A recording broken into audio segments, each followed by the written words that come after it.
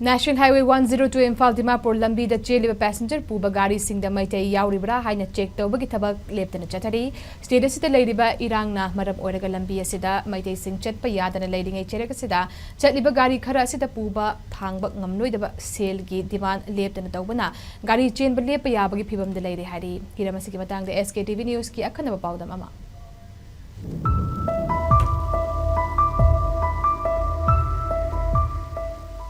Imphal Dimapur lambida gari thoriba driver amana lambi asida gari thau matamda Meitei sing yaoribra haina thibagi thabak chathai heba wafam asi phongdorakhibani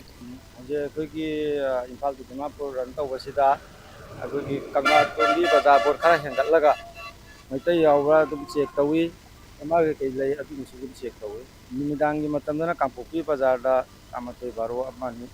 ada amuk check tawi kai pot yawi nantangana Meitei yaoribra qualify to loina mission check tawi driver gi gari Meitei gira thauriba driver singa Meitei ra muslim la lei tribal la ji loi check tawi security force mafam ayam loina lei raga su karigumba ma tawe haba matanda crime ma na traga na karigumba gari ki kana tawe par moi amuk sang ko tongan na dum taraga lei Manipur da mamang chahi gi me thadagi thorakhiba irang na maram oiraga Imphal Dimapur lambida gari thoduna imung manung puramba driver sing aduki matik awaba mayok nare lambi asida Meitei driver amadi passenger sing chatpa yadabagi mathakta Meitei singi maming da leiba gari fauba chatpada athingba leibana gari driver amadi gari mapu sing makhogi gari singi kanafam khangdre yum gi shumangda gari khamduna thamba chahi henjalakle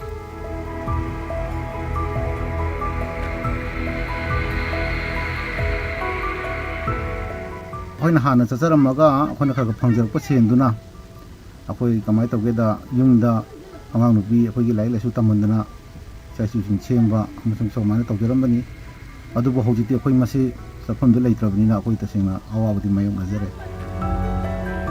All Manipur Interstate Bus and Allied Transport Association gi makhada gari gi handyman amadi driver punna marfurom lerami adubu hojikti makoi sing adu afangba thabak suduna leiri haina loop asigi secretary thingbaijam Chandra Kumar na phongdorakhi lonena hojik chatliba gari sing asi Meitei pangal singna driver oiduna chatpani masisu khudong charaba kaya mayok nei hairi driver amasung handyman ji hundra marfu mu derami adu bogi se moji ato ato pa chinbam haibidi yum mama palabdina moji yum du puri ba head of family ngakini matam matam gi afang afang ba u shubuna shuba adagi check shubuna shuba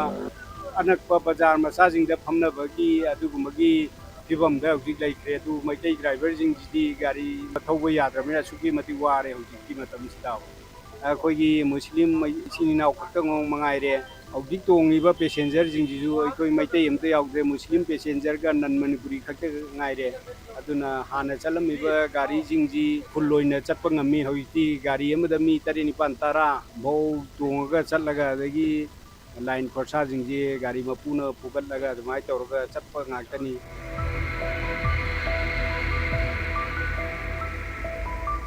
Interstate Transporter Association gi makhada tata winger hairiba gari si thauba driver chama yankairom lerami adubu hojikti masidagi chada kuntra khaktamak Imphal Dimapur lambida gari chatli masidasu afam kayada leptana sel khaibagi thabak thabana pubu thangba ngamdabadagi gari chatpa leppa yabagi phibamda leire haina loop asigi president Khomdram Kiran Kumar na SKTV news ta phongdorakhi hana driver oramba singsi hoji masa masa gi sanaba business na tagana masa gi nong gi tho suraga hinari aiba tare masa gi hana lejaramba gari yon thokana ama tawdana mai ngamna ba hingana ba konari achoba major community ama satpa yaraktrabanina masira salibasi sauragna gari ama satpa matamda mi tare tagani par ma gi thausen konaraga satpa lambi da muk thengnari basina koigi morbung he langkhat khibadagi di sauragna message da magi sahi gi oiba tha gi oiba nong gi oiba tax mayam collection tawbiba adu sunam hadan tawbiba hana da ki sana rakpa naga isinau singa loba naglen warasu ama warasu lori basing jidi andaba nate madu dai henkal ai jidi hojiti adu ki mate henkal akre aduna gari si koina sum chana ramba sidagi matang sadana sab lek ki basu yana leiru ramdi kai roda koina magi mabuk thana ba piba ngam drabanina ꯑꯩꯈꯣꯏꯅ ꯂꯦꯞꯈ꯭ꯔꯅꯦꯅ ꯂꯧꯖꯩ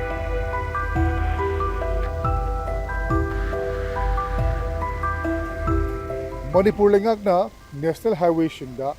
ꯆꯠꯂꯤꯕ ꯒꯥꯔꯤꯁꯤꯡ ꯑꯁꯤ ꯉꯥꯛ ꯁꯦꯟꯅꯕ security ꯐꯣꯔꯁꯁꯤꯡ ꯃꯇꯤꯛ ꯆꯥꯅ ꯂꯩꯔꯤ ꯍꯥꯏꯔꯒꯁꯨ ꯉꯁꯤꯁꯨ ꯍꯧꯖꯤꯛꯃꯛꯁꯨ ꯆꯠꯂꯤꯕ ꯒꯥꯔꯤꯁꯤꯡ ꯑꯁꯤꯗ ꯃꯩꯇꯩ ꯌꯥꯎꯕ꯭ꯔꯥ ꯍꯥꯏꯅ ꯊꯤꯕꯒꯤ ꯊꯕꯛ ꯆꯠꯊꯔꯤ ꯍꯥꯏꯕꯒꯤ ꯄꯥꯎ ꯂꯥꯛꯂꯤ ꯃꯁꯤꯅ ꯇꯥꯛꯄꯗꯤ ꯍꯥꯏꯔꯤꯕ ꯂꯝꯕꯤ ꯑꯁꯤ ꯐꯥꯎꯗꯨꯅ ꯆꯠꯄ ꯃꯇꯝꯗ ꯗ꯭ꯔꯥꯏꯚꯔꯁꯤꯡꯒꯤ ꯑꯗꯨꯒ ꯄꯦꯁꯦꯟꯖꯔꯁꯤꯡꯒꯤ ꯃꯔꯨꯑꯣꯏꯅ ꯃꯩꯇꯩꯁꯤꯡꯒꯤ ꯑꯣꯏꯅ ꯌꯥꯝꯅ ꯔꯤꯛꯁ ꯑꯃꯗꯤ ꯑꯗꯨꯃꯛ ꯂꯩꯔꯤ ꯍꯥꯏꯕꯅꯤ ꯑꯃꯔꯣꯝꯗ ꯂꯝꯕꯤ ꯑꯁꯤꯗ ꯐꯥꯎꯗꯨꯅ ꯗ꯭राइवर ओइदुना चलम्बा थबक तौरम्बा मियोय कया अमा थबक सुफम लेत्रे मसा मसाई गाड़ी ओथोकप यावरे नाकल अमरमदा हौजिक चटलेबा गाड़ीसिंग असिसु सेंदोंग थिना फंगतबना गाड़ी चटपा लेपखिबा याबगी फिबमदा लेरि हिरम मसिदा लेंगाकना अकनबा मियेंग अमा चंगबगी तंगाय फदबा लेरि मरु ओइना नेशनल हाईवे सिंग असले लेरिबा अपनबा अतिंगबसिंग असि मियेंग चंगदुना मसि निंगथिना चटहनबा होनबगी तंगाय फदबा लेरि SKTV न्यूज़ की दमक केटीमयूम प्रेमचंद इम्फाल